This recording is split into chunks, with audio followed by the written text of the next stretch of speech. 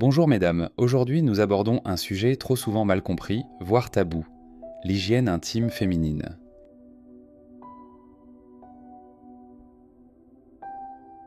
Commençons par un petit rappel anatomique. Vous seriez surprise du nombre de femmes qui confondent encore ces deux parties du corps. Le vagin, c'est quoi exactement ? Le vagin est un organe interne. Il s'agit d'un canal musculaire qui va du col de l'utérus jusqu'à l'orifice vaginal, l'entrée visible à l'extérieur. Ce canal a plusieurs rôles. Il permet l'évacuation du sang pendant les règles. Il reçoit le pénis pendant les rapports sexuels. Il permet le passage du bébé lors de l'accouchement. Il laisse s'écouler les pertes vaginales, un fluide naturel de nettoyage. Le vagin est donc auto-nettoyant. Il n'a pas besoin d'être lavé de l'intérieur. La vulve, c'est l'ensemble des organes génitaux externes. Le mont du pubis, la zone avec les poils au-dessus de l'os pubien, les grandes lèvres, les petites lèvres, le clitoris et son capuchon, l'orifice urinaire et l'entrée du vagin. C'est cette partie externe que nous devons laver régulièrement, pas le vagin.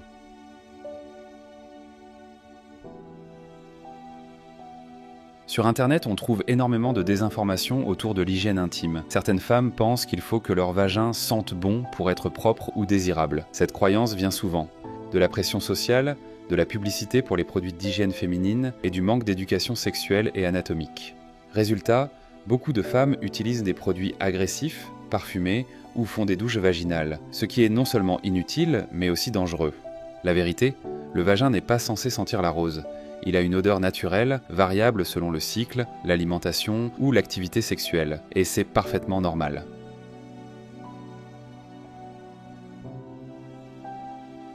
Le vagin possède un système d'auto-nettoyage ultra performant basé sur deux mécanismes, les pertes vaginales. Ce sont des sécrétions produites par les cellules du col de l'utérus et des parois vaginales. Elles servent à éliminer les cellules mortes, évacuer les bactéries et levures, équilibrer la flore vaginale, lubrifier naturellement. Les pertes peuvent varier en texture et couleur selon le cycle. En cas d'odeur forte, couleur étrange ou démangeaison, consultez un professionnel. Le pH acide, le vagin maintient un pH compris entre 3,8 et 4,5, idéal pour empêcher le développement des bactéries pathogènes. Le perturber, par exemple avec des produits trop agressifs, peut entraîner des infections comme la vaginose bactérienne, le muguet vaginal, infection à levure.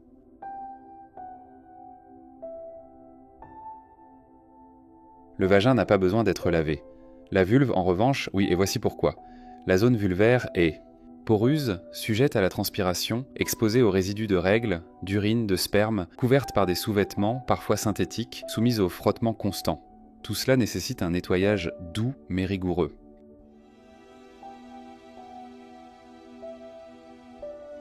Voici une routine simple et sûre à suivre quotidiennement. Étape 1. Préparez la zone. Mouillez la vulve à l'eau tiède. Évitez l'eau trop chaude. Elle assèche la peau. Étape 2. Choisir le bon nettoyant. Utilisez un savon doux, non parfumé, ou un pain dermatologique sans savon, ou même un émollient nettoyant, sur conseil médical. Évitez les gels douches parfumés, les produits spécial hygiène intime, marketing, les douches vaginales, les lingettes parfumées. Étape 3. Lavez avec les mains. Préférez vos mains propres à un gant. Les gants peuvent contenir des bactéries. Lavez délicatement. Le mont du pubis. Les grandes lèvres, les petites lèvres, intérieures et l'extérieur, le clitoris et son capuchon, le périnée, puis l'anus, en dernier. N'introduisez jamais de savon dans le vagin. Étape 4. Rinçage, rincez abondamment à l'eau tiède. Assurez-vous qu'il ne reste aucun résidu de savon qui pourrait irriter. Étape 5. Séchage. Séchez doucement avec une serviette propre en tapotant. Lavez votre serviette régulièrement.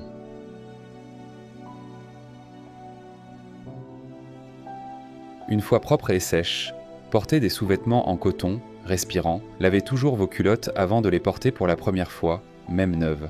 Évitez les tissus synthétiques trop serrés. Si vous souffrez de pathologies de peau, eczéma, lichen scléreux, vous pouvez appliquer une crème hydratante non parfumée après avis médical.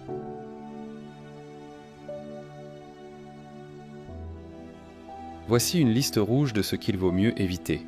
Savon parfumé, gel, douche classique, déodorants vaginaux, douche vaginale. Lingettes parfumées bains moussants, gels antibactériens. Ces produits peuvent déséquilibrer le pH, irriter les muqueuses et favoriser les infections.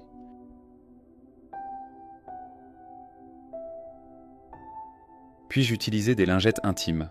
Oui, mais non parfumées uniquement, et seulement de façon ponctuelle, pas comme substitut à la douche.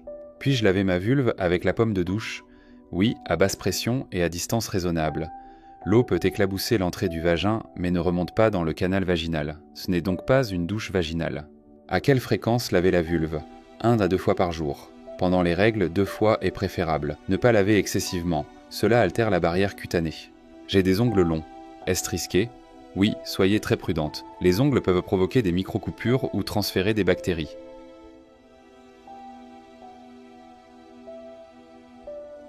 Mon objectif est de vous rendre autonome et informé sur votre corps, parce que prendre soin de sa santé intime, ce n'est pas un luxe, c'est une nécessité. Rappelez-vous, vous méritez de connaître votre corps, de l'aimer et d'en prendre soin.